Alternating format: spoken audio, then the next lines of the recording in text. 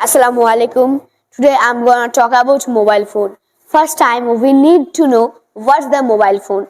Mobile phone is an electronic machine and social media. Mobile phone has two direction, good advantage and disadvantage. First time I will say good advantage.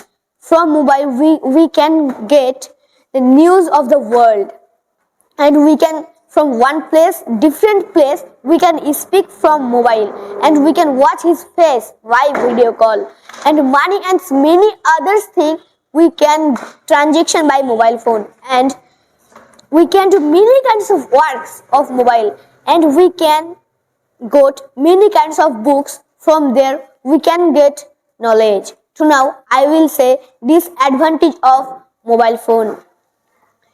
If a little boy be advantation, then his house member, then replace his house member, because when he is little, from then his house member give him phone.